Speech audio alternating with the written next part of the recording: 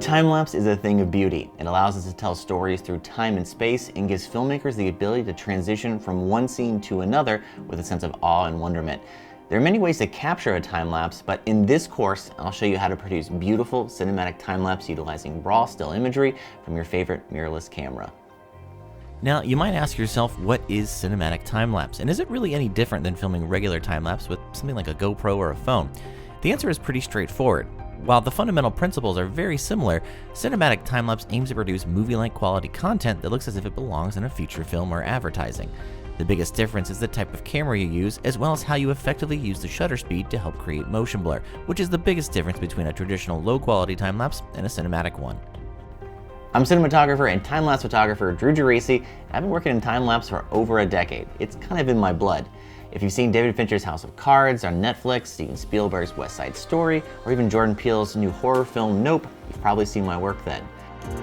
I've spent the last 15 years perfecting my methods for both shooting time-lapse and working with it in post-production, and I'll be sharing everything I've learned along the way, including my mistakes, so you don't make the same mistakes I made when I first started filming. And believe me, I've made mistakes, and I still make mistakes today. That's how we learn. My goal for this class is to not only teach you the basics of time-lapse photography, but to also show you the full potential it has to offer when it comes to adding new tools to your photographic toolbox.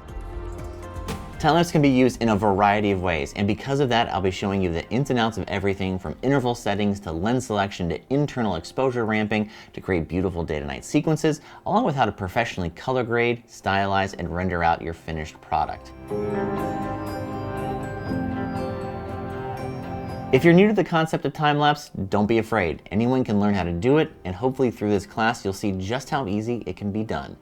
While the idea of snapping thousands of frames to create just a few seconds worth of footage may sound a little daunting at first, for me it's been one of the most therapeutic activities I've ever done.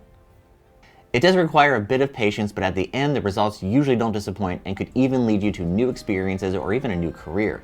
And by the end of this course, I promise you'll be a pro too. The full course will be broken down into two parts, one for creating cinematic stationary time-lapse, which has 9 subparts to it, including understanding intervals and shutter speed when it comes to time-lapse elements, setting up your camera, choosing the right lenses, scouting for your perfect shot, setting up your composition, shooting day-to-night transition shots, and 2 post-production breakdowns for both importing and exporting, as well as color grading, deflickering, and adding stylization to your shot. In the second part, we'll tackle motion control time-lapse, more advanced exposure options, as well as advanced post-production techniques to really make your content pop.